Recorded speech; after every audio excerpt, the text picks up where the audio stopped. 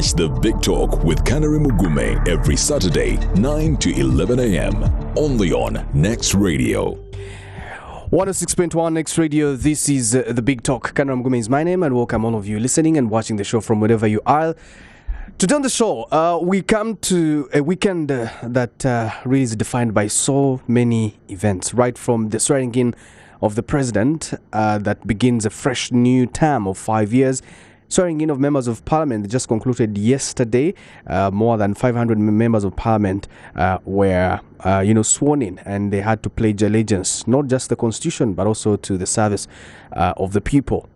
But also, most importantly, as we do have this conversation in a week or so, about a week, that is on the 26th of May. Next week on Monday, next week but one on Monday, the 26th of May, there will be the election of the speaker. Now, this has really started debate in terms of, one, there's a precedent that members of parliament who have stood as speaker do serve 2 terms and, are able to go to other duties. But is this going to be the shortest term for a speaker ever? Well, conversations are happening, and many centers of power are moving slowly as we get to understand who exactly is going to be confirmed as the flag bearer for the NRM, since it does determine who becomes speaker. But speaking of NRM, there's a man who just crossed over to NRM and won an election, Honorable Anthony Akor from Kilak North. Good to have you on the show.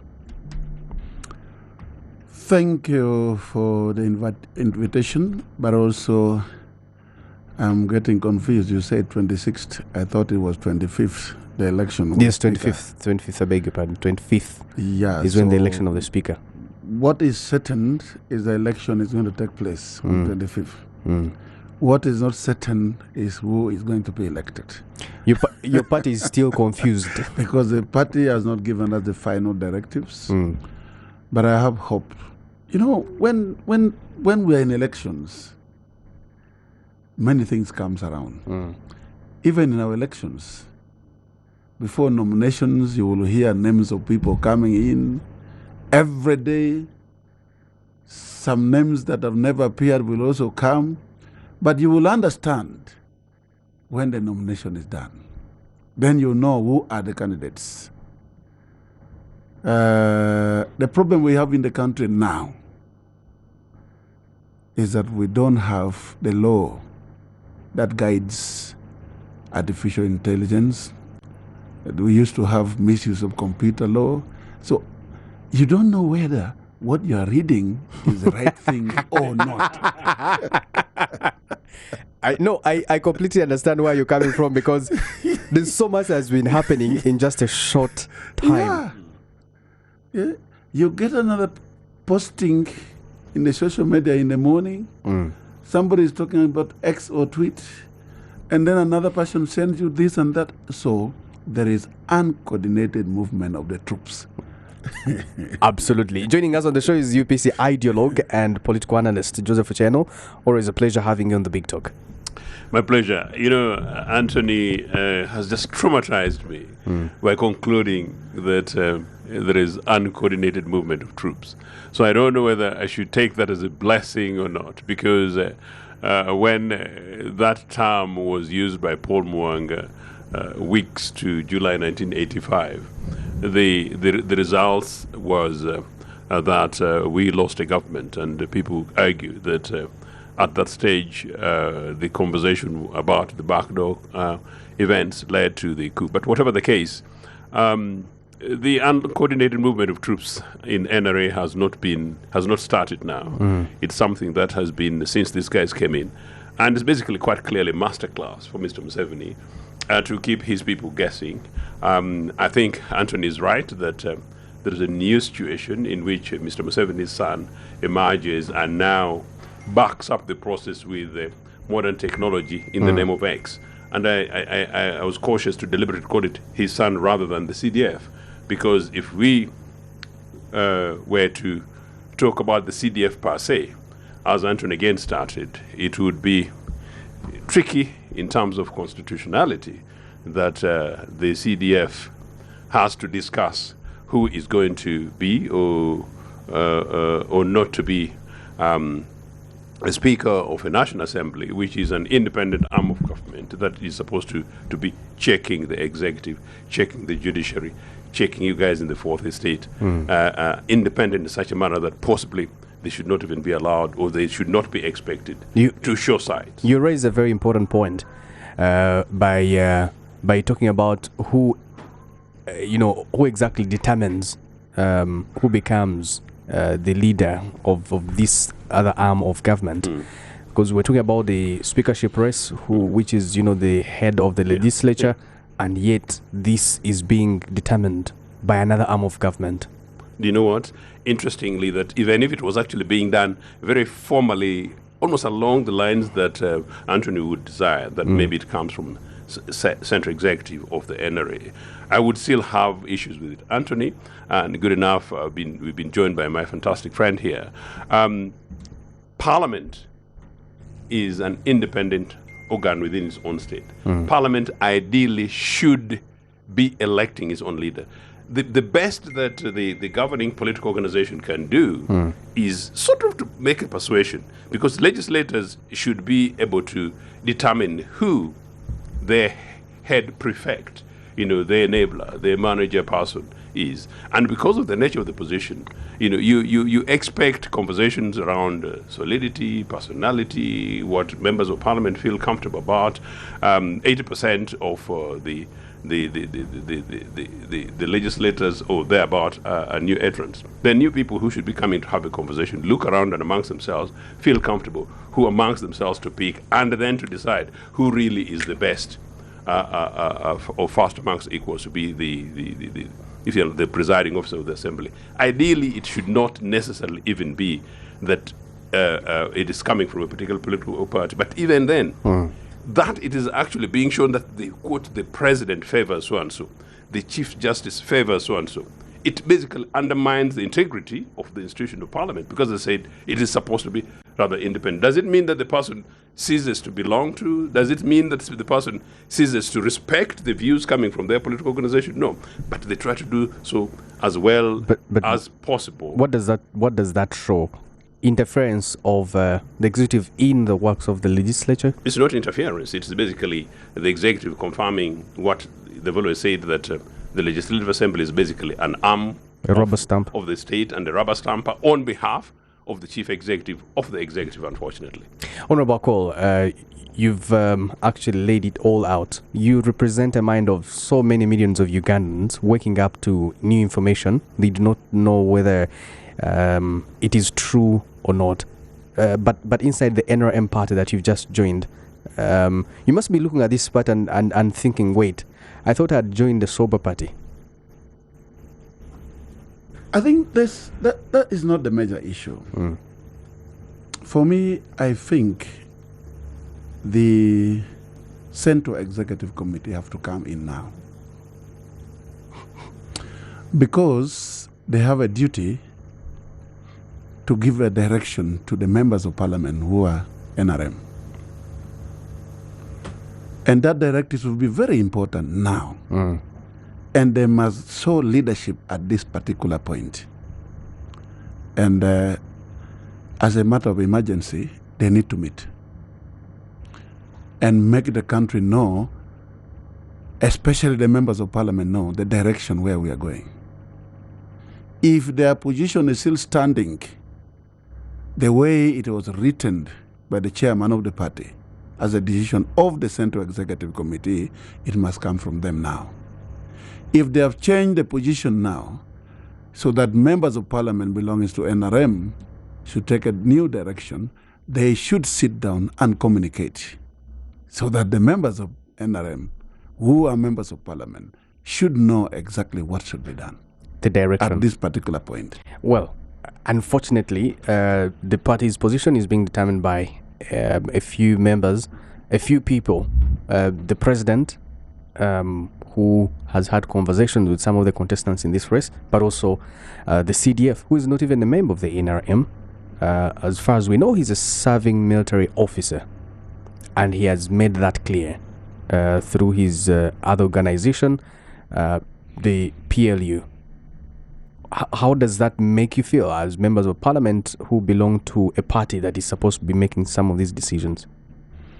I think I put it very clear that, first of all, the way communication is coming out, you are not sure which one is correct, which one is the real one.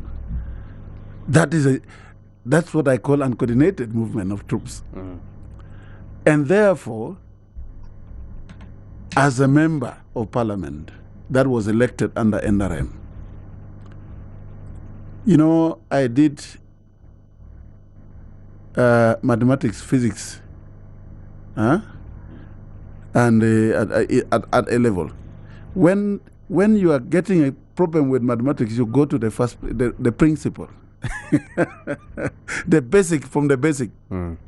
I would feel at this particular moment it would be very good for a communication to come from the Central Executive Committee of the party, so that the directives is very clear.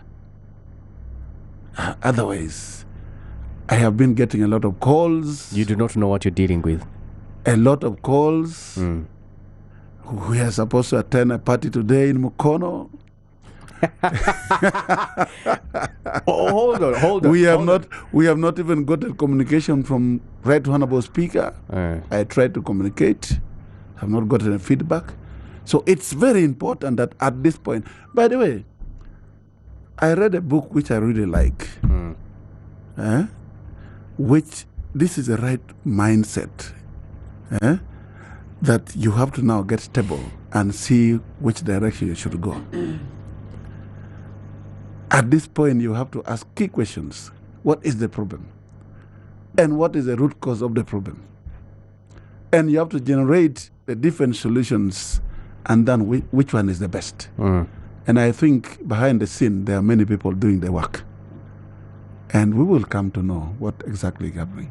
But also, in life, I believe in one thing. Nothing is impossible. As I started telling you, at the end of the day, on the 25th of this month, there will be election of the Speaker, and there will be the Speaker of Parliament of the Republic of Uganda. The question, which has no answer, which we are all struggling to get the answer, is who is going to be the Speaker of Parliament of Uganda? But obviously, there will be the Speaker. Now, I brought in a very important issue about the independence of Parliament of Uganda, or the three arms of the government to operate separately.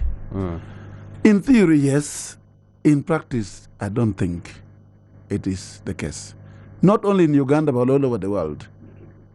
In theory, they will tell you there is separation of power, there is the executive arms of the government, there's the legislative, and then there is judiciary. But in practice, it is not. And therefore, we are not surprised if this kind of thing is happening in Uganda. Because if you want to deny it, I mean, you can deny it, but within yourself, in practice, it has never been there. And that's why I like his English. It was very good selection. Supposed to. It is supposed to operate independently, but in practice, most of the time, it is not. Anthony, I just want to interject very briefly that I think we're going into slightly cautious end. I know that by and large, these agencies will correlate and co-work. But to suggest that it has never worked, I have seen parliaments around the world, including in Uganda. And I've worked with parliaments around the world, including seeing the last UPC parliament. Parliament is supposed to be independent. Does independence mean that they don't listen to the executive? Does it mean that legislators, in this case of the largest political party, the governing political party, or members even of minority political parties don't take positions from whips and their party positions? They do. But really in practice, by the time somebody is elected a member of parliament, they're expected to know their parties, their party values, their roles as members of parliament, the expectations, including of the executive. You take sort of that into account. But ideally, when you go into that assembly, after you've been sworn, like my fantastic friend here, Anthony, you are expected to go there with the sense of independence and responsibility on behalf of the country, on behalf of the electorate, granted with the values of the political organizations that you represent. So you must be able to have the capacity to independently say that, look, what in my opinion, is of the best interest of this assembly, the best interest of this country, granted the best interest of my party and organization, but not to be told that go for that, in which case then it's not an election. It's about what has been determined. You basically go down there to select. But why are we hiding? Why are we hiding away from reality, Honorable Akol? Even when you were in opposition, things were made a certain way, and you dealt with NRM knowing that this is how things are done. I don't know why you would be expecting that things should be done differently. I think we are speaking the same language. Maybe the words, but ideally, all in all, what we are talking about is that there is some extent of being independent as a member of parliament, but at the same time, there is that discussion behind the scene. The discussions. That's what we are talking about. If you don't mind, discussions behind the scene. Discussions behind the scene are okay, and actually conversations with the chief executive is okay. That's all I mean. Instructions from a particular individual or a particular arm of government to the other is unacceptable. And I'm saying this 40 years after NRA. And I'm also saying this as a young person, young enough to have seen the last UPC parliament for 4.5 years. The last, Mr. Speaker, may be listening, Anthony, Francis Butagira. That was a parliament versus a war going on. But the decorum and civility and the relative sense of independence, where the executive ought to persuade, possibly a way to find a way in which to come in if they've got a particular position, but knowing that, well, respectfully, these are our legislators. That is the Legislative Assembly, and the presiding officer is Mr. Speaker, in this case, Madam Speaker, whoever it may be. Honorable Otto, you must be looking at the two gentlemen and thinking, what in the idealism is this? Because the reality is that the decisions are made by a certain few people, some who do not even belong to the NRM. What is your take on what's going on around the speakership race? I had 8 hours of thinking yesterday, both in political science and political philosophy, to try to get answers on what is happening in Uganda. And the more questions I ask, the less answers I get.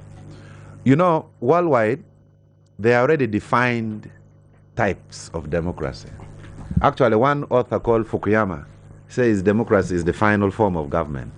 There is no any other form of government that will emerge for human beings.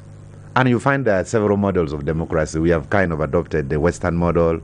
We have the consensus democracy. We have the Chinese democracy.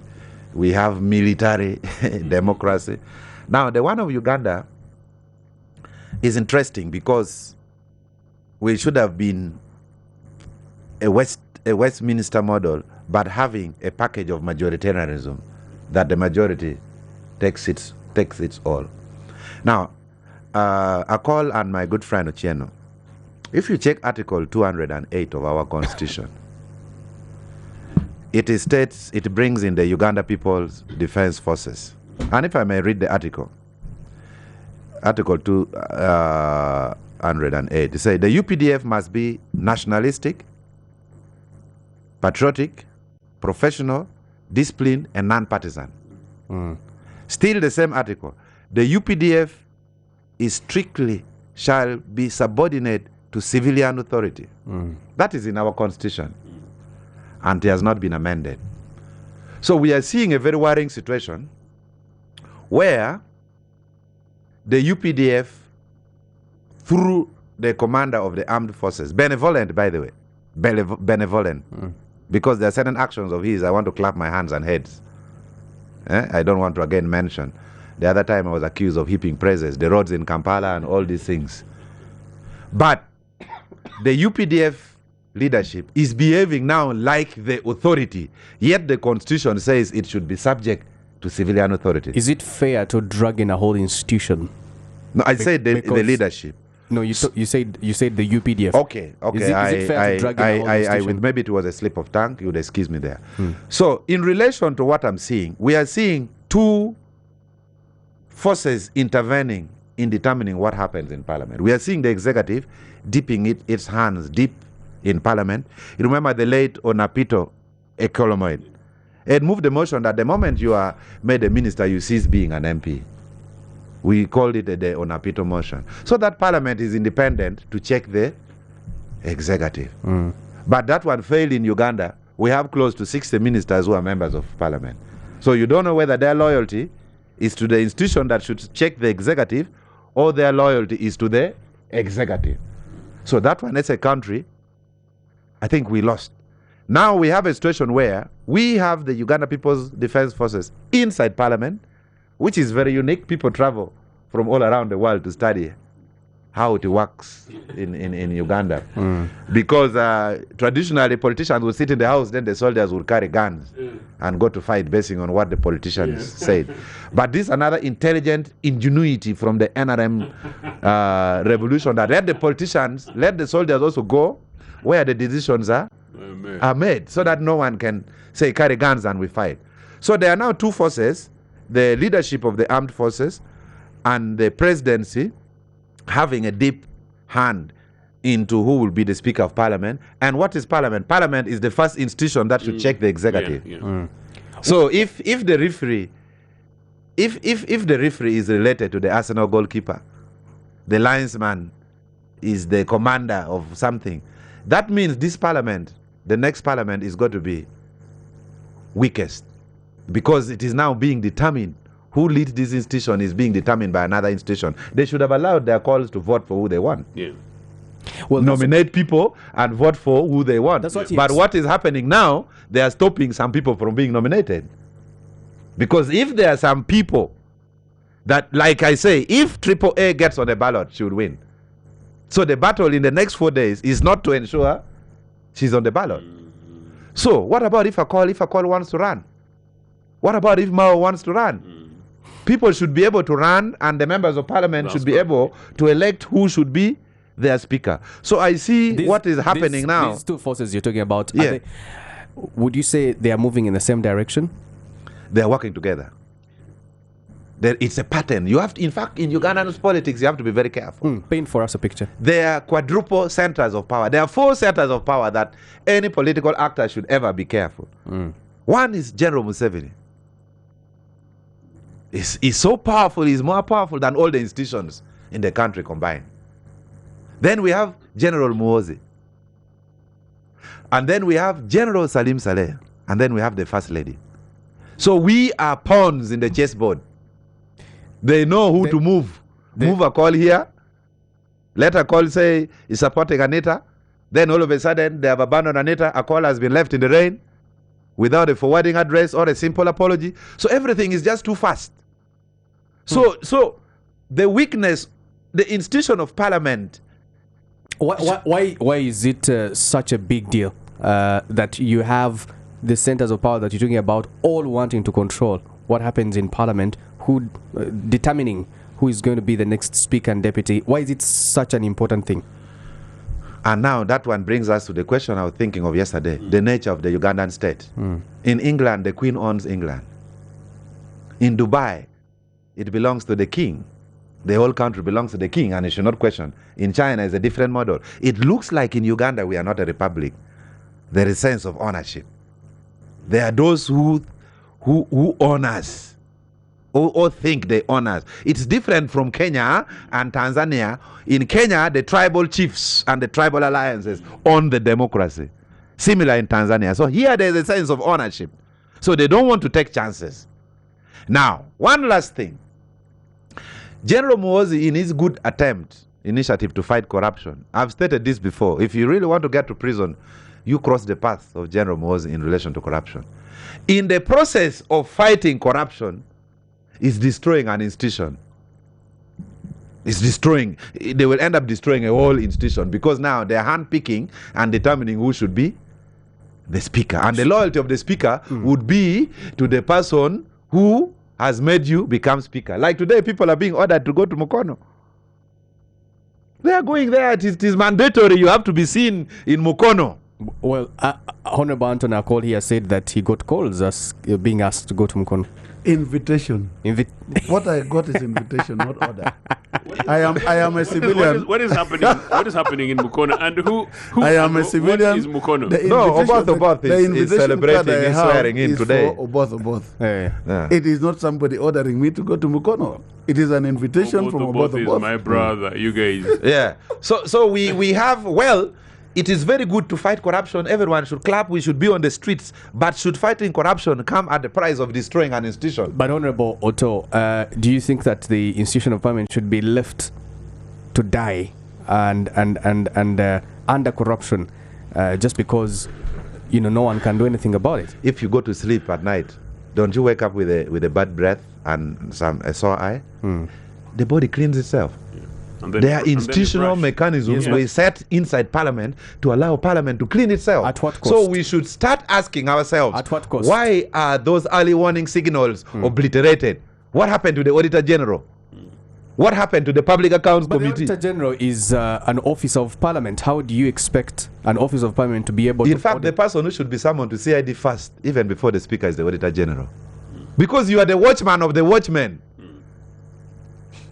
That should be first. The order should be different. It is the watchmen who are paying the watchman. Yes, but you are to watch the institution of Parliament. Because now we are stressing the president to the extent that the president is now appointing individuals like Tumusime to be the director of budget. Because the institutions have what? Have given way. What has the Auditor General done? Because it has to watch Parliament. What has the National Planning Authority done? Because they have to give a certificate before any expenditure. So there are other institutions, there are other safety nets which we put to protect that institution of Parliament. All the safety nets have given way. Actually, the Auditor General should resign. Because they allowed the Ugandan out down there in Kashari, the Ugandan down there in Pade does not understand these things. We put institutions to check itself from any turbulence. What happened to all those institutions that today we are where we are? So to me, Anita is not the problem. Anita is how the problem is manifesting itself. The problem is that the institutions have collapsed. Right. Joseph, do you agree that institutions are supposed to check themselves or by the nature of how the law is, they're being given too much power and therefore individuals take advantage of that? No, institutions and institutions, they work, they function, and they should be functioning independently. Arms of government, in this case Parliament, in terms of their roles, I see these days speakers make donations. I can't remember the last independent parliament where a speaker would make donations. I remember myself including a small note to a Westminster speaker, and they will declare, and they will tell you that they're going to put it, it's declared and take it to the library. They declare and take it to the library, and you go. Just repeat what you just said. Eh? A speaker of a British parliament, which is the nearest parliament to us. In fact, really nothing changed except this element of having constitutionally changing, having a directly elected president. In which case, then we had some kind of mini hybrid. But away from the executive, our parliament is nearly almost 100% Westminster style. And so that's why I'm saying that you expect the speaker to behave and conduct themselves in a particular way. But I'm also telling you that I know the last Mr. Speaker of UPC, 1980 to 85, and I also know the last clerk to Parliament, because I've seen some things playing around the clerk to Parliament. Anthony, that clerk to Parliament happens also to be a Tororian, and is 90 plus, an absolutely fantastic old civil servant. I don't know how you could mix his name in the business of this very apparent budget theft. These things have been happening, and happening as my brother Don Troy say, you don't have to wait for the executive. Some of the things that actually happened in Parliament that all of us, the general public, saw. Where is the police? All the things that actually happened. Where is, as I said, the Auditor General? When some of these things were happening, what was the role of the clerk to Parliament? And when all of these things are happening, where is the executive? And maybe where you guys, the fourth estate? Once an issue has been raised about a speaker or a member of Parliament, look at the Mabati case. Look at the Mabati case. So whom do we hold responsible? Nearly half of Mr. Museveni's cabinet implicated. What did they do? Poor Agnes Nandutu, because she used to do me point blank, maybe she's now the only person who's facing Luzira, but partly maybe because of some of the noises some of us, and including yourselves, make. So no, Uganda has been taken over as Odonga Otto is saying, and we seem to be we seem to be treated almost as if we are properties of certain individuals or a group. I just want to say this because I'm going to be rushing out, so don't forget that Oboth is my neighbor. So now I'm one of the most desired elements, in the country. But look, this country needs a reset. If part of what is happening at the moment is a realization by Mr. Museveni that the impunity that he's exercised, that the animals that he created are becoming too amorphous, and that possibly he needs to be able to deal among and check and present an element of a transition of sorts. Whatever the motivations, he needs to do it properly, and he needs to do so in such a manner that he allows the calls of this world to have a right to put their hands, they put their names forward, allow their calls to determine who becomes their speaker, and begin with the process in which there is a missing point. There is a gap. I don't think anybody has been stopped from standing as Speaker of Parliament in Uganda. So, yeah. What is happening is an internal arrangement under NRM party. But by all means, on 25th, the members of Parliament will vote for a Speaker. Where we are having a challenge is because the majority of the voters are NRM. Is Wanyoto contesting? If it is about internal arrangements that's of upon NRM. her. But Because you will remember very well here, as we talk, in the last Parliament, even at the time when the NRM as a party decided that the late Jacob Olanya will be the Speaker, candidate for speakership, under NRM, Kadaga, who was not picked, Rebecca Kadaga, Right Honorable, again came and contested. She was not stopped. So I think that's a missing point. We are talking as if it has been decided that nobody is going to stand, there will be no election on 25th. No, there will be election. What matters is now the internal arrangement of NRM.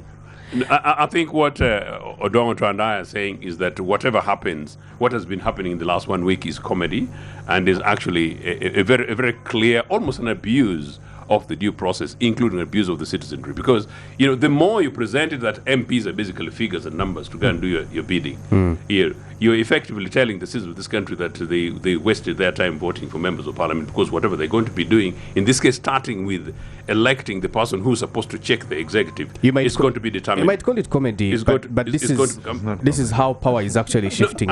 No, of course, that's what I'm trying to say. And I'm making a point. Of course, it's not comedy. Yeah. I'm simply saying that, well, if you consider how it's going on, whatever's happening the last few days, the CDF says we have, and then moments and minutes later it says we've withdrawn, and then moments later you will not be. A call may have his own view, but I'm not quite sure how many of the emerging young members of parliament who possibly spotted a call as a potential a speaker and wanted to have a conversation with him to ask him to put his name, they'll be thinking, let alone an average citizen of Uganda, maybe from West Budama, East West, considering that their candidate Odonga Otto should be the next Speaker of Parliament. No, I think it's basically an abuse of the due process. The people who are elected are those who are sworn in. I'm giving an example, and I'm You giving. should give example of people who are potential candidates. No, but a potential candidate is Jacob. Look, a potential candidate is Jacob Oboth. Yes. Is a fantastic guy. Okay, so you've also already succumbed to the fact that the potential candidates has been identified. When we no, his name brought forward, and yes, that's what I'm saying. That the powers that be have already brought that name, and you've already succumbed to the fact that he's the potential candidate. No, I'm saying one of the potential candidates, because the name is being flouted. I've not spoken to Jacob about this, but is the name being flouted? Nobody Mao. Well, I have. His body language told me that he knew about all this, even though in the interview he was saying that he has no idea what's happening on social media. Actually, Oboth has been a speaker candidate even during Kadaga's time. That's right, yes. So many people are behaving like he's lucky, he picked from nowhere, from the Shambas. No. Actually, they even had a tete-a-tete with Kadaga. because Kadaga was seeing him as someone, as the potential. Spoiler. And he did the same with Jacob Olanya. He has been on the queue. The traffic, the green light has just been released. He has been on the queue for long. So he's not that innocent the way he's presenting his interview. Actually, that interview is the first dishonesty he is exhibiting. He has been on the queue.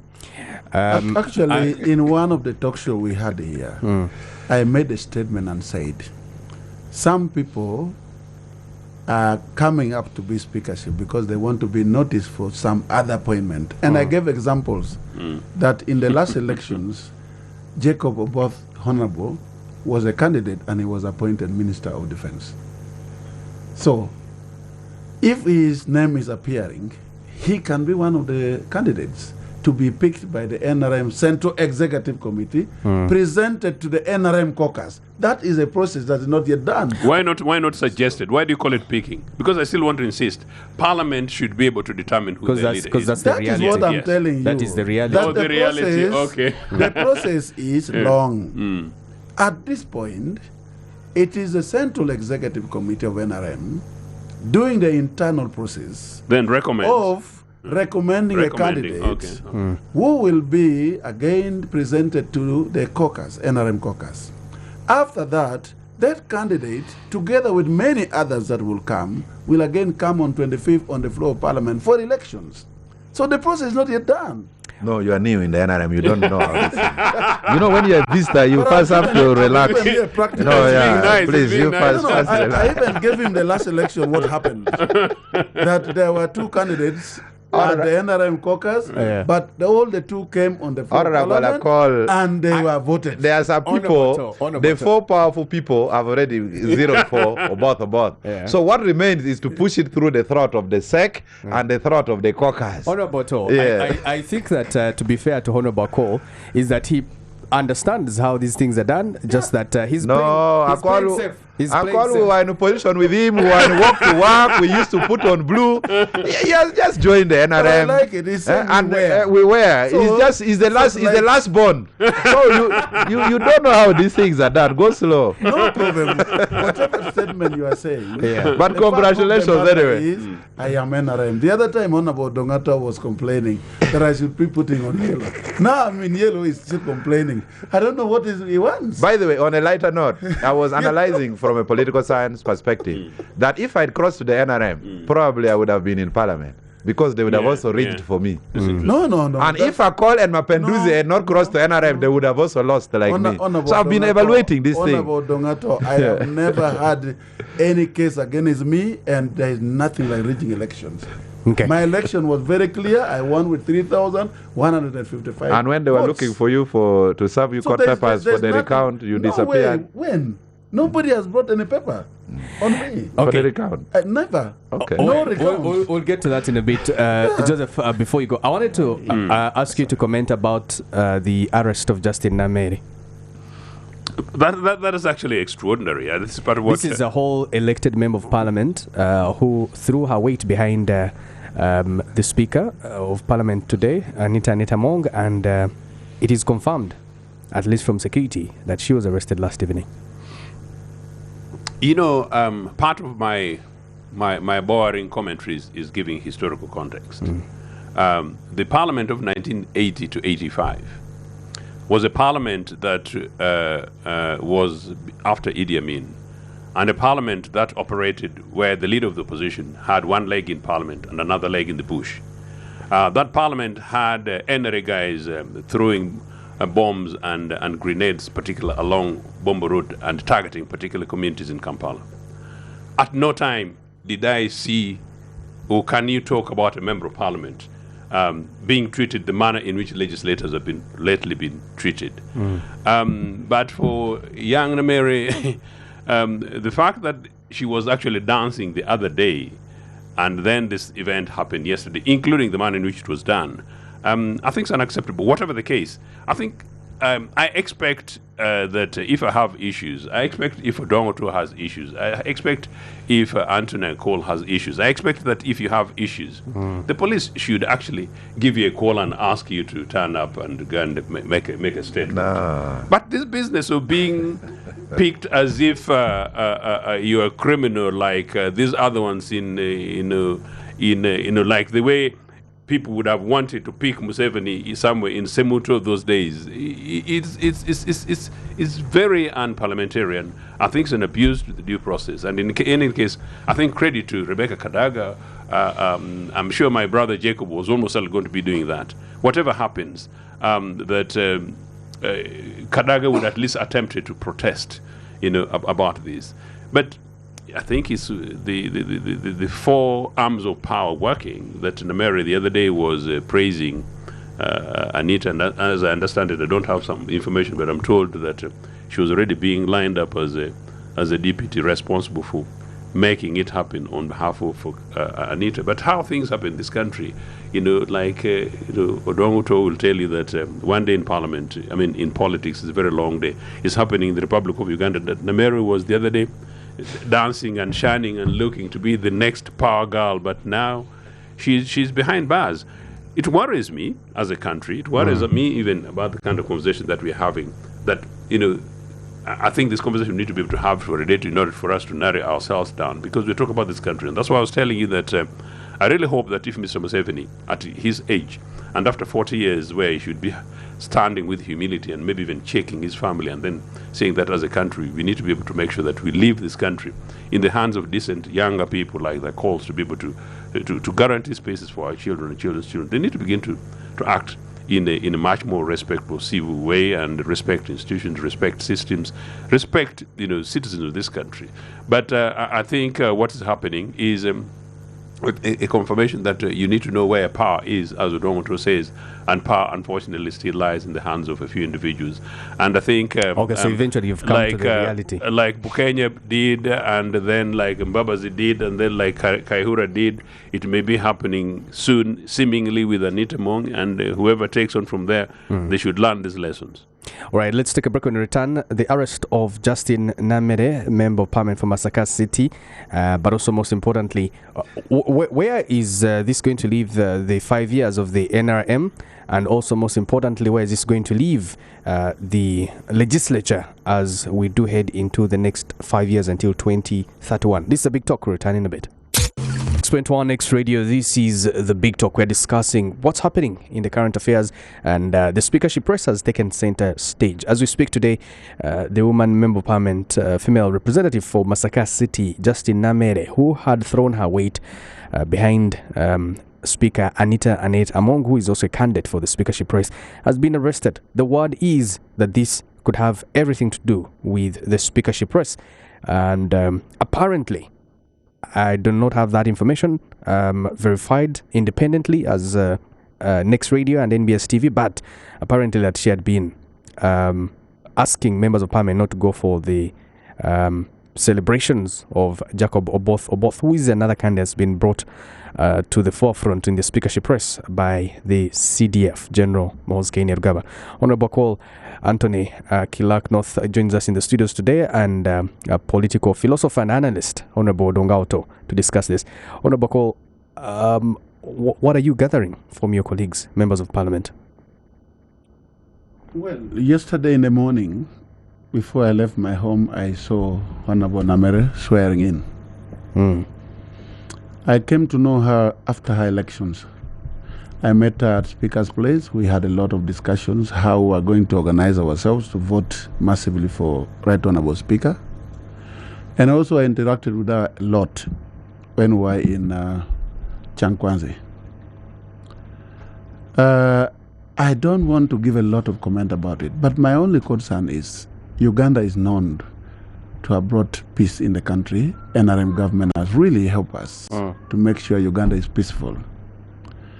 Arresting a member of parliament is not a problem, but the method of arrest is very important. That should be corrected, because it scares not only the members of parliament, but even investors who are coming to the country. So to me, I don't even know the reasons why she was arrested. why she was arrested, but the method of arresting her. I know that our rule of procedure provides that if you need a member of parliament, you write to the speaker. And that was done before, I think even myself.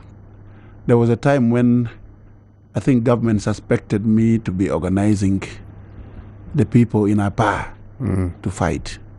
And they had issues on me. A letter was written to the Speaker of Parliament of Uganda. I went to Kibuli and I wrote my statements. I think that was the best. But the confusion we have now, we don't have a speaker, we don't have the House. It was really right for the security to just call Nameere to come and then you can lock her, other than going to abduct, which is bad. Because it spoils the name of the country, especially the tourists that come to the country and the investors that come to the country. That method of arrest is the problem. The reason why arrest, I don't know. And we are not above the law. Being a member of parliament, I think only it is the president. Odonga Otto is a lawyer. I'm just a student of law. And I have only certificate in administrative law, so I don't know. But with my law, that I know, it is only the president who cannot be arrested, a sitting president. The rest of us, whether you're a wife to the president, whether you're a speaker of the parliament of Uganda, a vice president, a member of parliament, you can be arrested so long as you have issues to be answered. But the method of arrest should be improved so that it doesn't spoil the name of the country. Because a whole member of parliament, you know, Uganda has gone through a lot. It actually makes people start thinking about what happened during Amin's regime and during Obote 2. Obote 1 was not that bad. Obote 2, unfortunately, my friend has gone out. So that should be improved so that we are proud as NRM. We have brought peace in the country so that Ugandans are free. And if there is something you've done wrong, you are not above the law, you can be arrested, but a method is very important. That is my position. A whole member of parliament. Yeah, that's true. That's true. It's not right. Doesn't this show that this is a do or die for the speakership race, that there is need for absolute control? You see, my issue is, number one, I don't know if he has been arrested because of the race of the speakership. As I told you before, the problem in the country right now is we don't have this law, computer misuse law. We don't have the artificial intelligence law. I actually brought the bill on artificial intelligence law in the parliament of Uganda, the 11th parliament. But unfortunately, they told me the period is too short. It is going to be in the 12th parliament. We need to guide what is AI and what is not AI. Because sometimes you can read something or you're seeing a video, you think it is Honorable Akol talking, when it is not me, it is AI. So there is a lot of confusion coming because of that law. So until there is clarity from security, yes, there must be clarity from the authority on reason of arrest. Or you do not want to speculate. When the person is arrested, must be taken to court. Then we know why. Otherwise, we'll be predicting that she's arrested because of the speaker's race. You might find there is other issues. I might have my own problems. I am arrested for it, but because we are in the middle of the campaign, people can bring anything. That's the problem. Honorable Otto, the arrest of Nameere, I don't know what you have to say about that and the connection to the speakership race. I think there is nothing special about arresting an MP. An MP is just a title. Nameere is just an individual. What bothers me is the manner arrest of any citizen. The last time I saw teachers in a primary school being pushed under the police pickup because they were asking, I think, for PTA. They were pushed under the pickup in Masindi Hoima while the students were chanting, "Yeah, push them." We have seen people being bundled up and roughed up and put in the drones. And what makes it sad,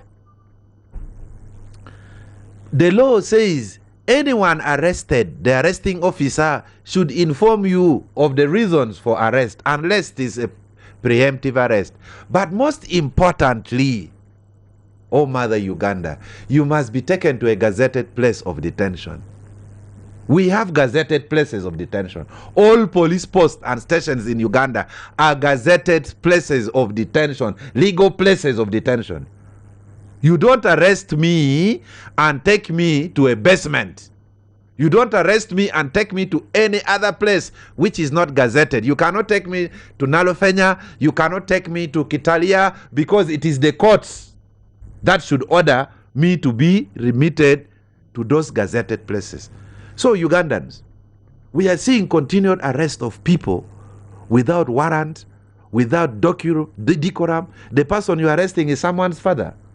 I saw my father being arrested in 1984 from Clement Hill Road by the Obote government. And I went to visit my father in Luzira prison, Mr. James Otto. It still pains me up to today, 45 years later, because he's my father.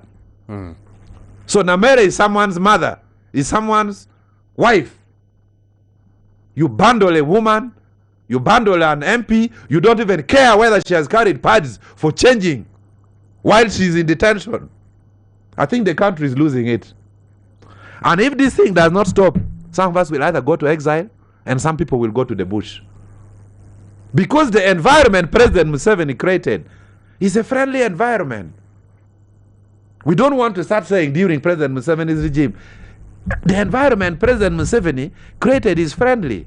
At least you can predict what will happen. But today, I'm even on TV here, I don't know what will be waiting for me outside. And I don't know if I'm arrested, where I will be taken, what I will eat, what I will be injected with. So if we make life very easy, the best brains will leave the country.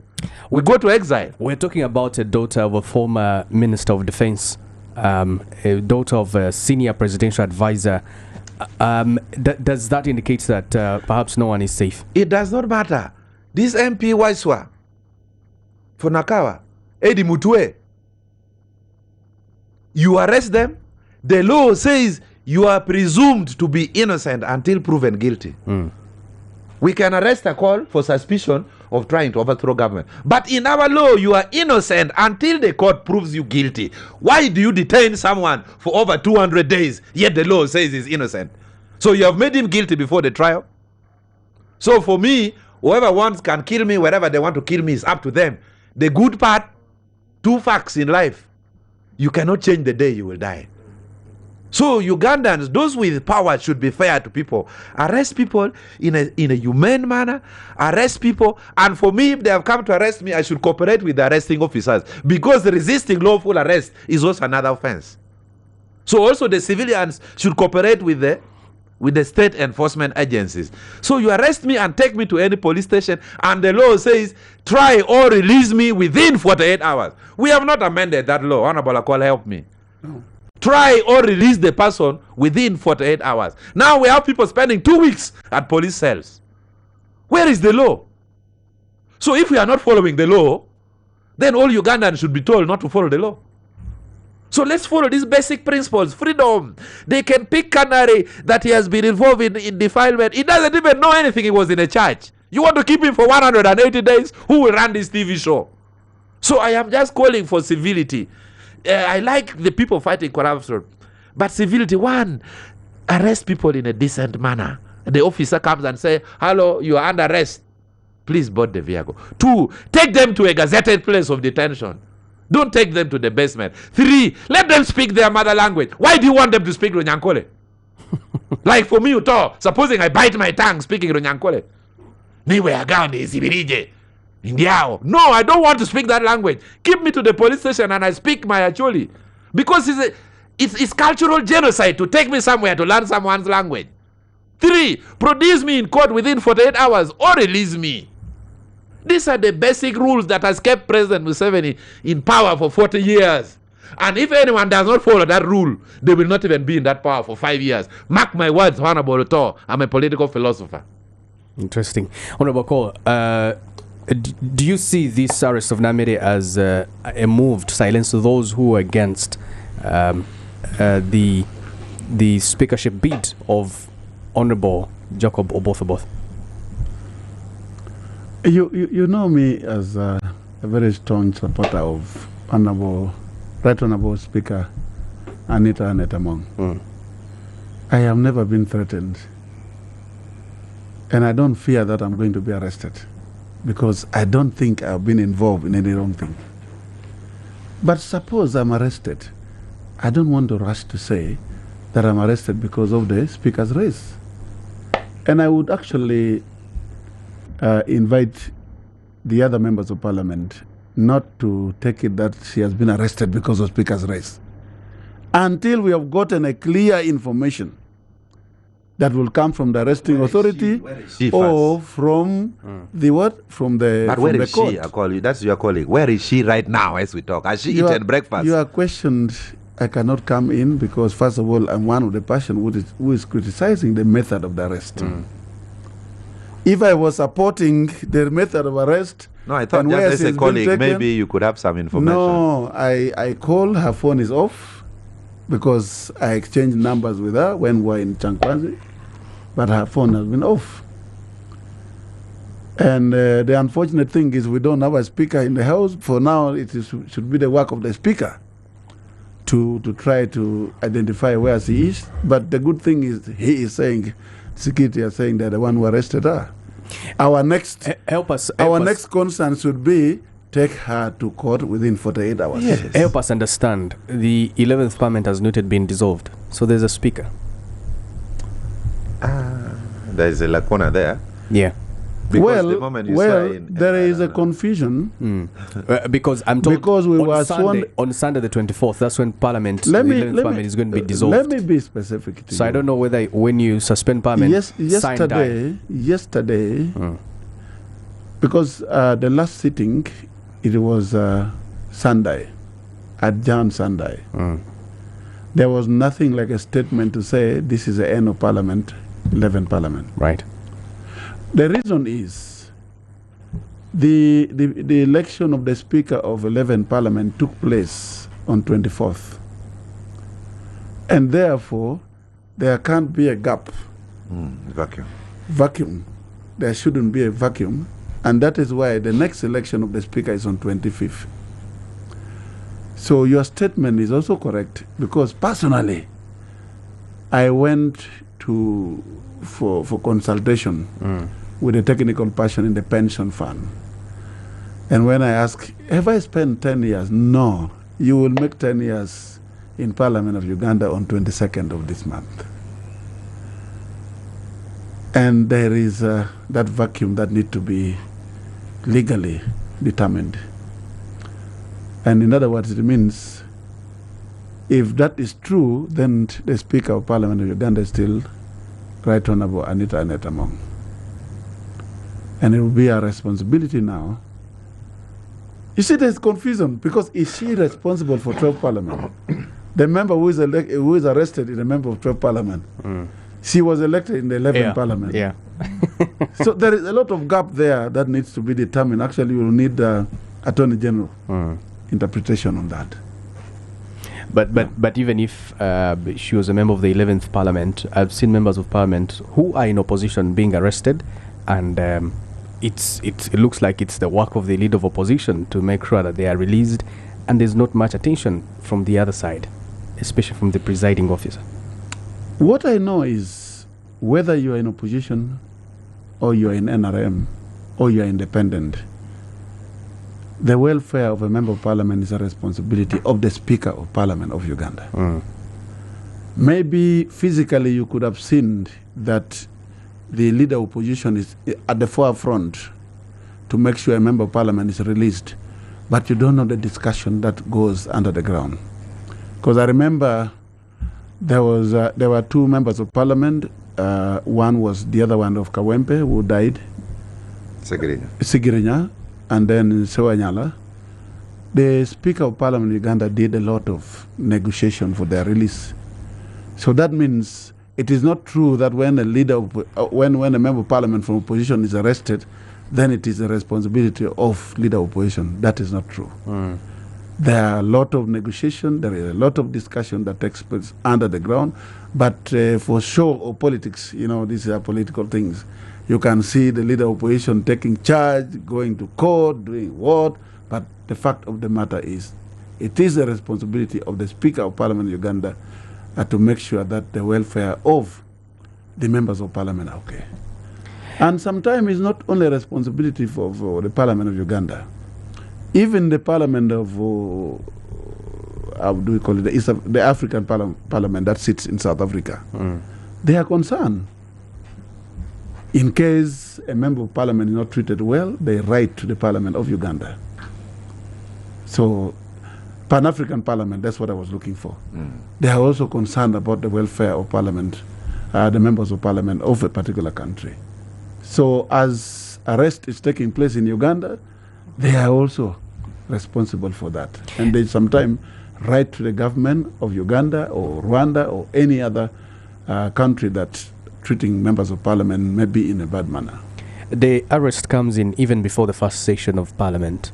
What does that spell for the next 5 years and what that is going to look like? My problem is that I don't want to predict worst thing in future. What matters is how we deal with the present. I actually don't know the reason why she was arrested. Otherwise, I would have an opinion based on what has happened to her or what is a crime she has committed. Because sincerely, if it is because of the election only, I don't see a reason, because we are free. A member of Parliament has a right to support any candidate of his or her choice. But not only supporting a candidate, we also have a right to stand. I am qualified to be the Speaker of Parliament of Uganda or even the Deputy Speaker of Parliament of Uganda. So you have shown my interest, you cannot arrest me for that. So that will be wrong if it is because of the election. So we cannot predict that until we have found out really what has happened from the arresting authority, and especially when she's taken to court. Honorable Otto, the arrest happens even before the first session of the 12th Parliament. She's just been sworn in a day after she's arrested. What, honestly, does this spell for the next 5 years? Do you see this as a transitional term? First of all, let me start with the last part. People are waiting for the transition. We are already in the middle of the transition. Transition is not like pressing a switch, then the light comes. We are already in the middle of the transition because we are seeing continued influence in the politics of Uganda by General Muhoozi Kainerugaba. So that is already the transition. You have seen his role in building the enormous good roads in the city. You have seen his role individual of arresting corrupt officers. Makinde now has over 14 senior army officers involved in corruption. We are now seeing his continuing role involving in partisan politics. So this is already transition. So those of you who are waiting for transition, it is a process. You have to accept it slowly, slowly. By the time you realize, the ball would be in the net. So this is already transition. And my prediction, you would see two things that would be delivered by Oboth. There are only two things left in that constitution. Other than that, it will be a piece of paper for pancakes. One, amending the constitution to allow the president to be elected by MPs. That one I can predict. It is coming. Why would that be? I've seen. I saw the atmosphere in Kololo when the CDF arrived. There was celebration. Yeah. Okay. It's as if the president had arrived. No, the first amendment would be just in case. Why wouldn't it? If he was to become president, why wouldn't he go through a popular Now vote? there are two amendments I'm predicting. One, this one I am very sure because I want someone that be very careful. Don't play all your cards. He said, no, I still have two more cards and they need me for those cards. So one is because the last campaign, the security was overstretched to see an old man of 82 years moving all over the country. It was now almost one rally per day, as opposed to 3-4 of those days. So in an event, in a likely event, President Museveni stands. He was doing maybe 2 a day. Yes. In a likely event, President Museveni stands in 2031, where I will be 87. So the pressure has to reduce, not running around doing Command Simbi, Tabai Tababiri for rallies. No. You just concentrate on MPs, and then the 300 MPs come and elect you. So that means being a member of parliament is going to be do or die, because it will be the beginning of the presidential election. That means it's also not advisable whatsoever at that time to run for member of parliament if you are not in the ruling party, because they would want the numbers. To become a president, you have to have the numbers in the house. So if you are not in NRM and you want to run for member of parliament, it is not advisable. It means no one can easily be the president in the future unless you have majority in the house. So that is the first thing. The second prediction on that of the potential candidates on who is going to become president after 2031, who is afraid of a popular vote, of being subjected to the popular vote, that aspects favor General Yoweri Kaguta Museveni. The second amendment which is coming is Article 208 of the Constitution. We are now saying that they will amend the Constitution to allow a serving officer to run for presidency. And mark my words, because as of now, if you're in active service, you cannot run for presidency. And who does that favor? When you are passing a law that anyone who is tall, huge, dark, with a black suit, with a yellow tie, it passes from here, commits an offense, it means you are targeting a call. Because all the specifications with a round face, all the specifications would meet him. So the moment you want to allow a serving officer to run for presidency, who are you talking about? There is one person who is fighting corruption. There is one person who is promising housing over the city. There is one person who has built roads in the city. There is one person who is determining who should the speaker be. There is one person who is the commander of the armed forces, building huge army headquarters in Buea, unprecedented. So it means that amendment would of course favor General Muhoozi. So that's why I'm saying we are already in the transition. The transition is not like eating Holy Communion. It is a process, you know. But back to your question on the issue of arrest, I still think Ugandans are scared. Ugandans, including me, we are scared of the way things are being done. The other day, I went for a weekend at One Love Beach, that beach of Bobby Wine. The beach has almost collapsed. We had ordered for fish, waiting to eat chenyanja with tomatoes.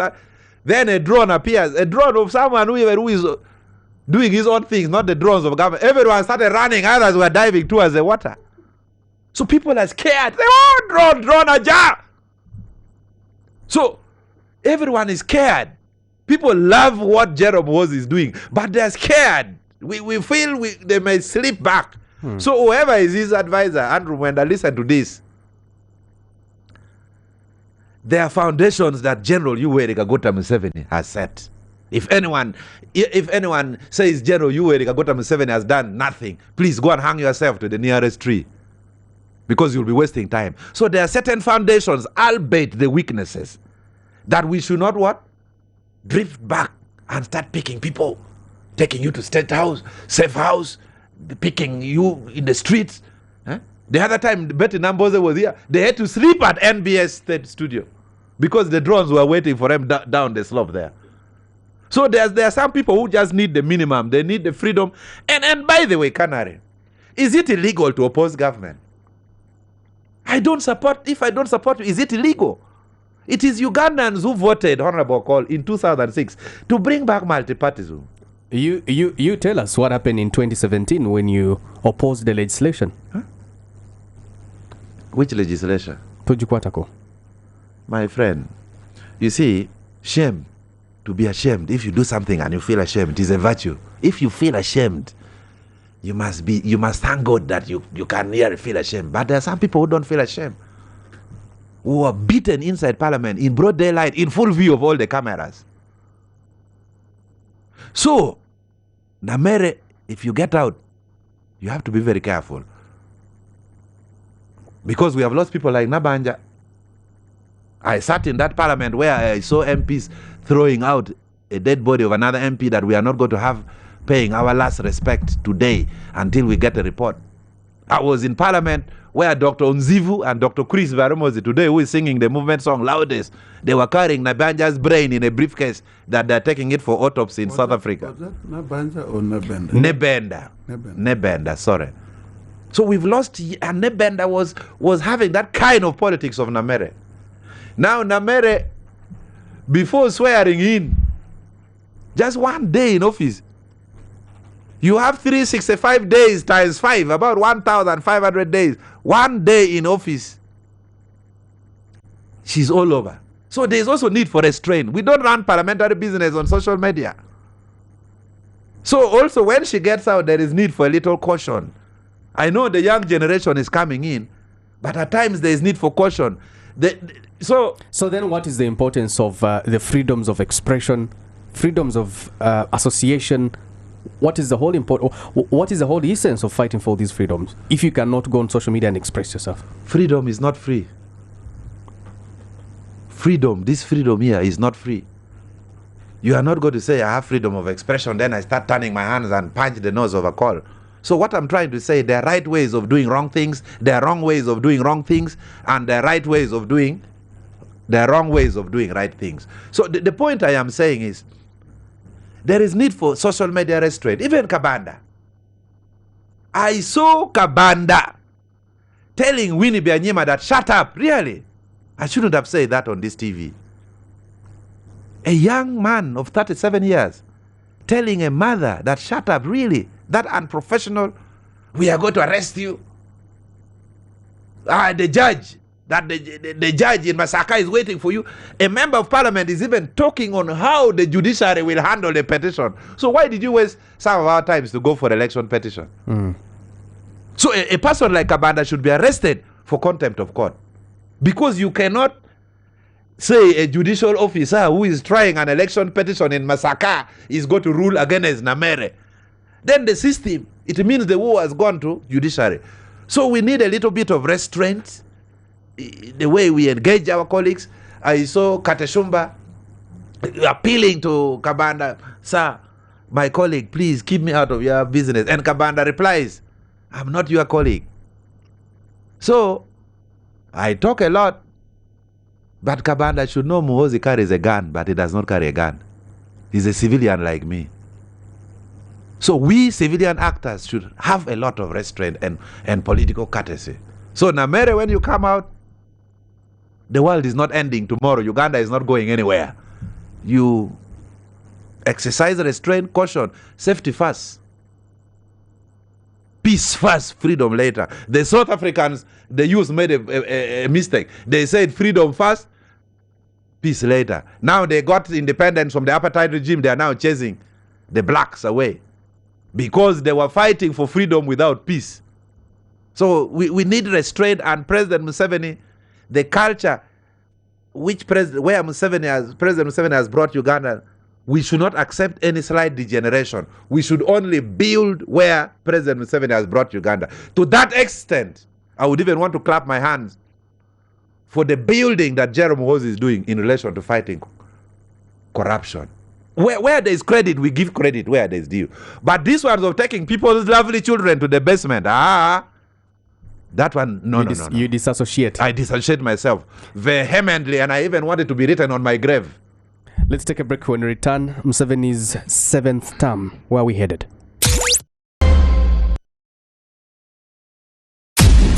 Big Talk, hosted by Kanare Mugume. On 106.1 Next. 106.1 Next Radio. This is the Big Talk, and we're getting into this is our last segment. But the 7th term of President Yoweri Museveni has just begun. But well, the way it looks like it's not going to be an easy one. In his own definition, he says it's a term of no more sleep for Ugandans and no more corruption. Honorable Akol, as someone who has just freshly joined Parliament through a new political party. You've been in Parliament before, but you've joined Parliament through a new political party. What does the term Sanja no more sleep signify for you? What sort of relevance does it carry, and why is it really different from the other terms, in your own opinion? Well, there is something I learned from Chankwanzi from President Yoweri Museveni. And I think Ugandans should pick it up from there. He was really tough. And he said for prosperity of Uganda to take place, there must be prosperity at household level. And his emphasis were only in two things. There can be only prosperity if you are in production or you are in service delivery.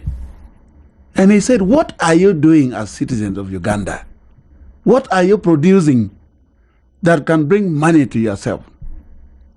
What service are you delivering that can bring money to your household? That is the message that made most of us challenged. Actually, at one session in the evening, I was really feeling bad for myself. And I was waiting, maybe I will be picked. And really, when you are picked, it is a shame. He was asking members of parliament, he will pick you. And he knows most of the villages in Uganda. I'm worried. I don't know how this old man can still remember areas deep in the villages. We'll pick you as a member of parliament and then say you come from this village. Tell me who is the poorest person in your village. And what does that person have? And tell me who is the richest in the village. What does the person have? Does that person has as a person? Because they said you cannot change the constituency if you cannot change people in your village. And he was telling us a story how he changed the people in Ankole. And the messages were only three. Number one, stop moving from one place to another with your animals. Settle. Stop nomadism. Number two, fence your land. Number three, make sure that you now change the stock of your animals so that they are modern. They can give more resources. And that mobilization made the people to start producing three things. One, meat. Two, milk. Three, banana, to the extent that there was no market in their area and they needed people from Buganda, they needed people from other areas to buy their product, and that is how the word patriotism started. For someone who did not know where it came from, you understand why you should love other tribes in Uganda. Because, they were producing the same thing. You have no market. You need an Acholi, you need Elogwara, you need somebody from Bugisu, you need somebody to buy your product. And there, that means we have to love each other. Now, that in point, when he's talking about these 5 years is a period of no sleep, it is a period of no sleep, not only for leaders, but also people in their household. But I have been telling my voters when they came to Kampala, 162 of them, that poverty is in the mind. Poverty is in the mind. Because... Oh, you're the one of the few who brought voters to the National Theatre. I had 162. Because, to be sincere, everything we see, even the radio station where we are, the building where we are, started from somebody's mind. The phone we use. And they're earning money because of that. So what are you thinking in your mind that will bring money to your pocket? Back at home in Kilak, this money that is given to them through the parish development mode or PDM, do you see any difference? Do you know one funny thing? Is anything transformative around it? I have a relative that got 1 million and drank for 2 weeks. This is a person who has a grass thatch house. The door is not there. He uses a blanket to cover the door. He could not even change the door with his small grass thatch house. And that means when I'm telling you the problem and the poverty is in the mind, it is just a problem. And that's why for me I've been complaining. And I'm still complaining on Paris development model that we needed that pillar of mindset change to be very, very... Actually, we needed a ministry almost in Uganda for that. Because when you go to Dubai, by the way, you have a ministry for happiness. Because they know tourism is very important. Yes. Ministry for happiness. Ministry for happiness. They know that is where their money comes from. They are in tourism. So in Uganda, the problem is coming from the mind of the people. And I think it is important for us as leaders, especially members of parliament, as we live here, we have to take the message of the President Yoweri Museveni to our constituency. Start by understanding the people in your villages. Who is the poorest? Who is the richest? What do they own? How can you change their life?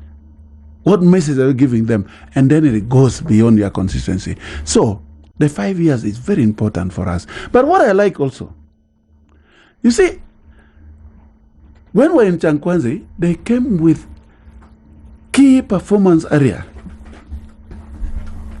For those who are going to be appointed ministers, it is not going to be celebration, by the way. By the way, in Rwanda, people don't celebrate when you're appointed a minister. It is a problem. It's a heavy task. It is a problem.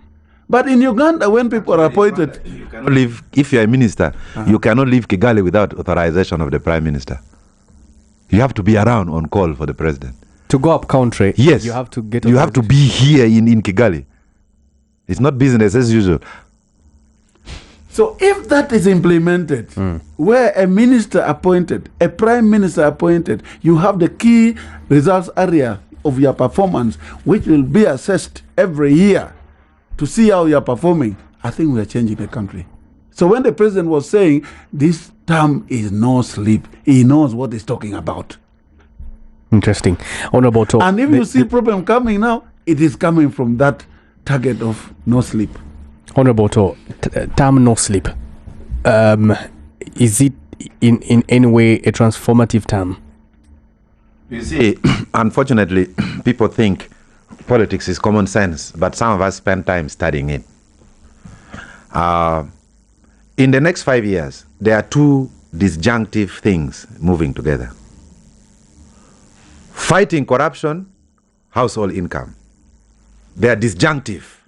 They are not moving in congruence. They are moving disjunctively, in my opinion.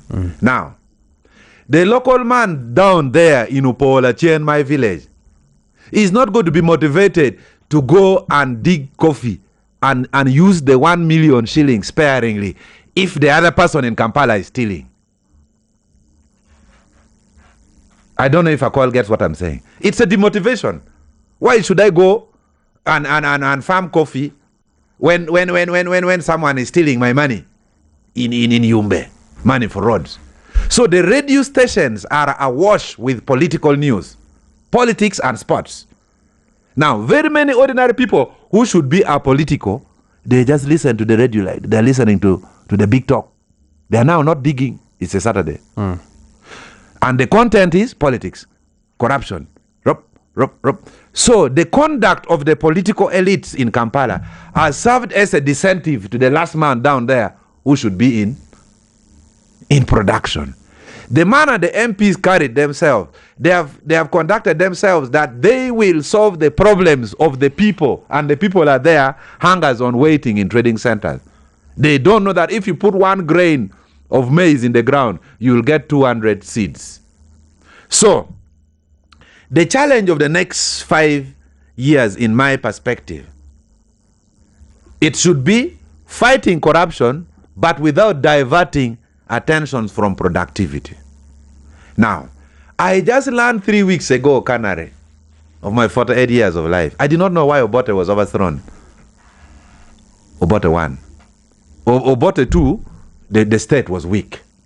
But Obote 1, the British were not happy by the cooperatives that President Obote was forming, that was removing the business from the hands of the British international companies here. So they thought they would give us political independence, but they would not give us economic independence. So when Obote came with the Common Man Charter, he started reaching to the last man and forming cooperative societies so that they can start doing the same things the British were doing and getting rid of the middlemen. That's why the Israelis, the multinationals, the Britons started planning how to get Obote out of power. He reached the last man. These people in Europe, America, Asia, they don't want the last man to be rich. They want you to produce coffee and cotton and sell to them, and then they make very expensive suits like that of a call and bring to you. Now, President Museveni, his principle of value addition must be supported even by a fool. Because I'm a coffee farmer in Pade. I now have 1,800 coffee halls, thanks to General Saleh for mobilizing me. Why should I produce coffee in Pade, in Upolachen, and export it in a raw form to London, and then they produce it and they bring back for me Nescafe? So this is where President Museveni's indigenization of the Ugandan economy must be supported in the next 5 years. We need to customize the Ugandan economy, value addition. Let's get to the politics. People were shouting, hey, Pineti, Pineti. They said, don't export raw coffee. Let's produce it and add value. Honorable, after 40 years. Actually, after 40 years. A few days ago, I sat with Nelson Tugume. The thinking is that we are going to open a forum for coffee and cocoa in Parliament of Uganda, and we open clubs for coffee. And we want to make sure that instead of the factory being in Ntungamo, we should have the processing plants in the different sub-regions of Uganda, such that instead of exporting coffee, which is still raw, we have a finished product. That is a discussion I was having with that. So the point I'm saying, the issue is not 40 years. Human beings keep learning until they get to their grave. So what I'm saying is that have the 40 years been a missed opportunity, a lost opportunity? The first 10 years, 15 years of the NRA in power from 1986 was pacification of the country. The NRA and UPDF have defeated 24 rebel groups. So pacification. Then immediately after pacification, this is political science, constitutionalization, having some kind of law we should follow. Then immediately professionalization of the army. Now, we are a little late. From 2016, there should have been the model of development of agriculture. So the Paris development mode is a very brilliant idea, whoever thought of it. But the thinking is limited. I wrote an article on Musevenomics. You give 1 million to a man in my village in Upolachen. He's buying salt. Salt is owned by foreign company. He's buying cement. The cement is owned by foreign company. He's buying airtime. The airtime is owned by foreign company. He is going to watch Arsenal versus Man U. The DSTV, they pay 1,000 to enter. Is owned by foreign company. He takes Bell Beer. The beer, Nile Breweries, is owned by foreign company. He goes to bank in DFCU, Stanbic, is owned by foreign company. This thing of boo-boo, buy Uganda, build Uganda, we must start thinking of indigenizing, Ugandanizing our economy. So this is where I have potential disagreements with the current Politburo of President Museveni. Now look at these statistics. President Museveni tends to favor investors. Ask me why. They pay 68% of the taxes. So some of you are just making noise for now saying, oh! But he knows that the investors are paying 68% of the taxes. So we need to indigenize the economy so that the PDM money sent in the village does not only kiss the ground and come back to the multinationals in Kampala. That's why government projects are failing. Honorable Otto, you were able to dig more than 1,000 holes of coffee because you had the capacity. You had the capacity, you just needed to be mobilized. We're talking about someone in Kilak or Aru who has nothing. Parish development model, this 1 million that they have received, they already have pressing needs. I don't know if anyone in Aru has gotten out of poverty in the last 1 or 2 years after injection of over 1 trillion shillings in the parish development model. And that is what I want to give you a simple example. Yes. I have been talking to my agricultural officers yesterday. The one at the district. When the people came for my swearing in party, one of the women, when I was telling them goodbye on the 14th in the morning, came to me. She's asking me for money to dig the holes for coffee. She has been given the seedlings. And I was telling her, you don't need a machine. You need a hoe at home. The normal hoe that you go to dig with is what you use. And I called the agricultural officers. I told him yesterday, go back to the people you've given seedlings, make sure they have enough training. That is where the problem is coming from. So you don't need the money somewhere it is else. mentality. But People, It is the mind of the people. yes. But you'll need to take care of the garden once you dig the Canary, holes. from my experience, because you have to dig a hole that you comfortably put a 20-liter jerry can inside and turn it. Immediately, you digging that hole, people were asking for 300 shillings. But you dig it, you don't need a grader. Immediately, you get cow dung and put in the holes. A seedling of coffee is 500 shillings. So at 1,000 shillings, you have a hole ready for coffee. The only challenge where government should help people, and this one I've been pleading with General Saleh, I'm also a victim myself, irrigation. The one of sinking water. If, in fact, the Minister of Northern Uganda should even do nothing, but only concentrate on one thing. We are doing too many things. NAP, NUSAF, PRDP1, what the people have eaten money there, the people are even growing more poorer. So the moment we have, so in these 5 years we need to, and we need role models. Yeah, but the president taught you about the bottle irrigation. I don't know whether you learned nothing from it. That one is a movie. I don't know how we should call the name. that to irrigate using water, I know is drip irrigation. It cannot work because in this first season I've lost 40% of my coffee because of irrigation. So the interventions, these next 5 years, we should have pragmatic interventions with existing role models. So President Museveni should concentrate on economics. We need to localize the Ugandan economy. The foreigners are grabbing everything from here. That is why last week on this show I said we don't now need patriotism.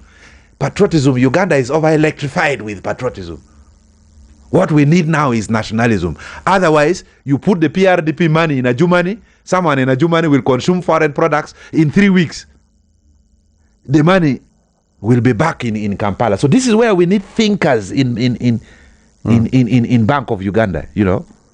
This is where we need thinkers. Let's start looking at ourselves. From head to toe, Honorable Akol is dressed in foreign products. From head to toe. He should even be wearing a perfume. I'm enjoying the cologne. Should be evening in Paris. The suit is Paris. The necktie is Germany. The shirt is not Nightingale. Huh? The watch, very expensive golden watch. So we are a market for the Europeans. What do you produce that Honorable Akol would be putting on? What is the situation in Ghana? They made it mandatory. Every Friday, all civil servants and public workers should put on African wares. It allows the cottage industry, the Kitenge industries to develop. So these things of buy Uganda, build Uganda. Who owns Nightingale? The answer is you best know. So the point is, after 40 years, is it Honorable Akol, maybe I should ask you, not to be castigated for wearing a suit from a foreign country, but from Brussels. After 40 years, is this going to be a transformative time or more of the same old? Is this especially when you talk about transforming an economy that is on takeoff stage, middle income status? What are your hopes?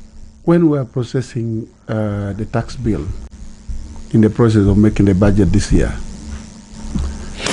we were in Serena, Kigo.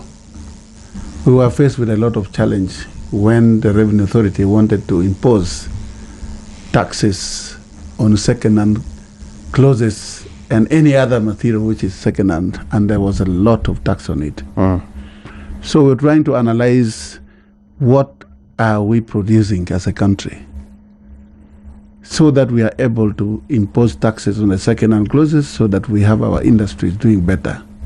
We fail to realize the good percentage of production in the country. And that's why I said the president was expressing production and service delivery.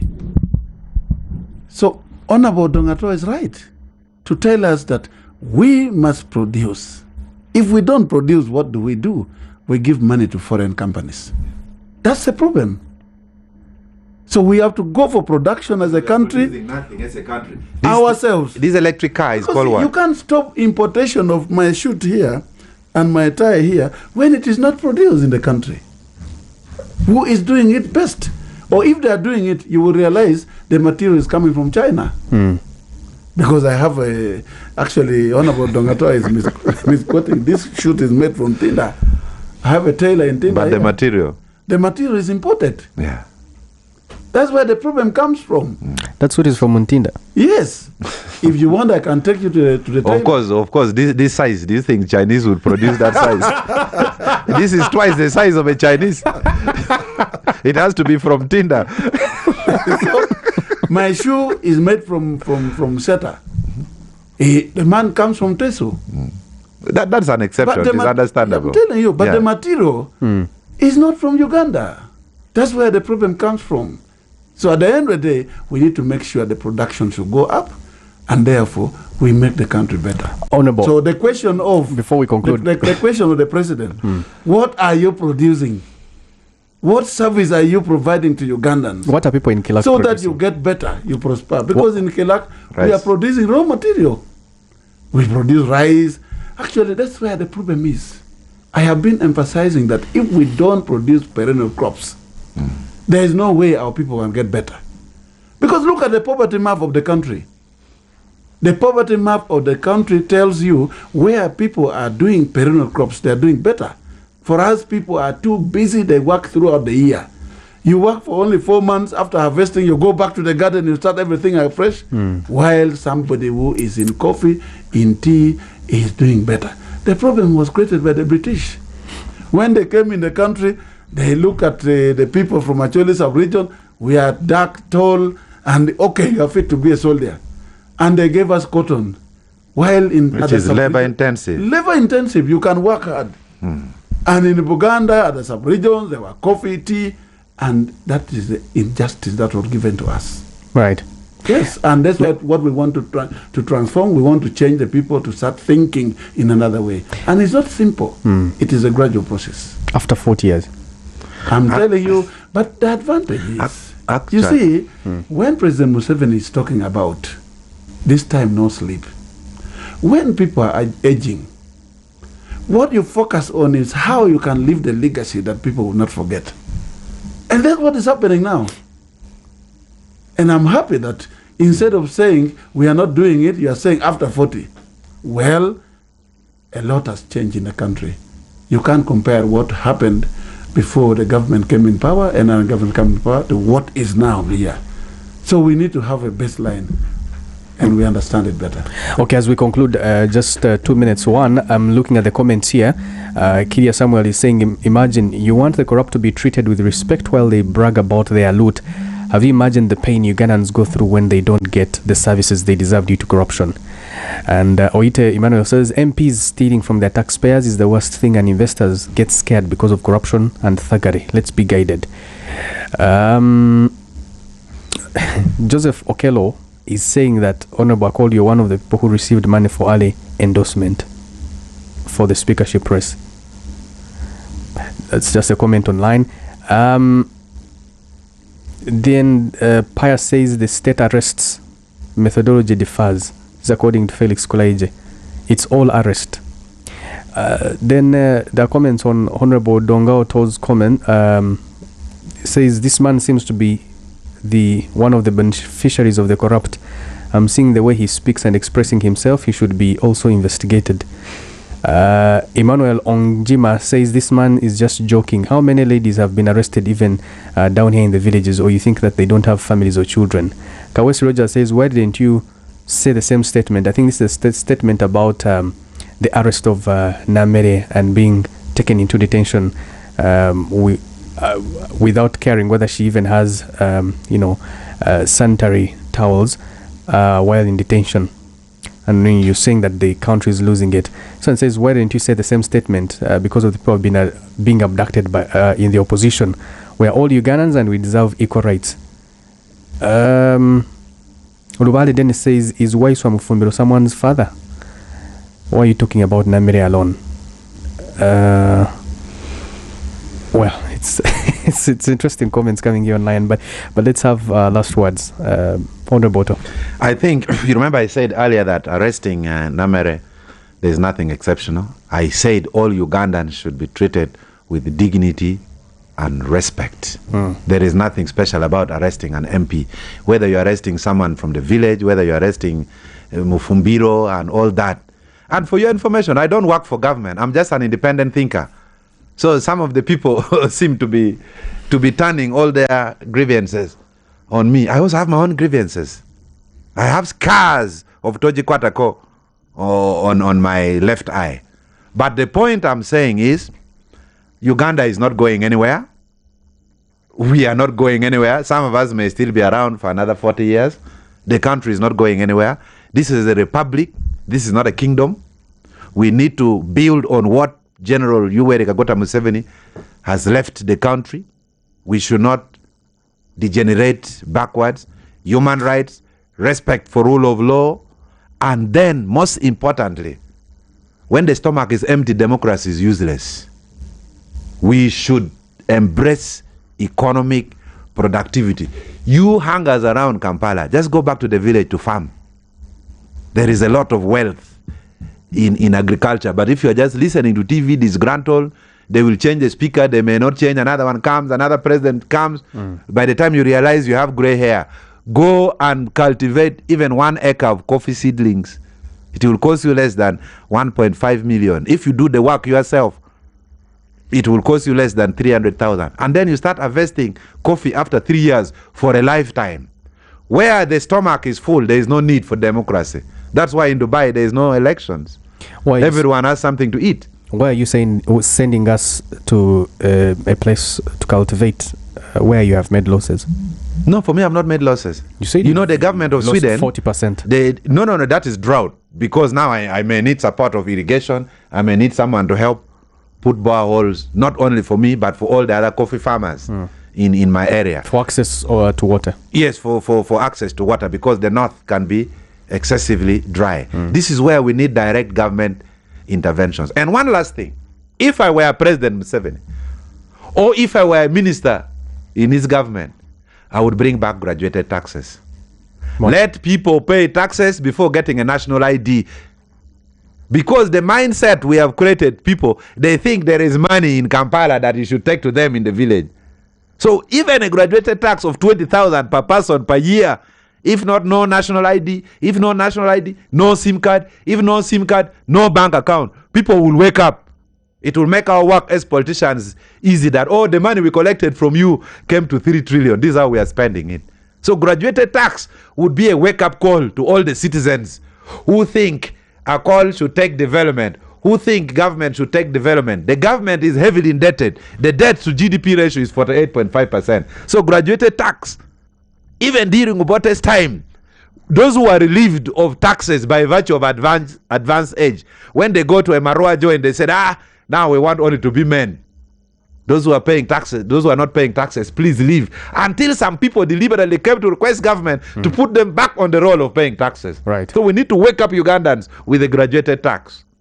Thank you, Honorable Otto. Honorable Cole, you have the last word on the show. I think something that I want to put on record, very clear. I have said it here, I want to repeat it here on camera. Actually, if anybody has a proof that I was given money to endorse Right Honorable Speaker, I will resign my position as Member of Parliament for Kilak North. Then how much, anyway? And how much money? Well, I'm told because 10 million shillings has been... No, please. There was no money. Out. To be a matter of fact, and I want to repeat this, we must also appreciate some areas. Well, I have no communication still, as I said to you before, and I am emphasizing that we need a communication from Central Executive Committee of NRM, is that our endorsement was purely because of our loyalty to our party. And I emphasized to you, and I said, in any case, if the Central Executive Committee change their position, we shall follow them. But after now, we have not gotten any alternative communication from Central Executive Committee. And we have not gotten any direction of, that's why I told you, there is uncoordinated movement of the troops.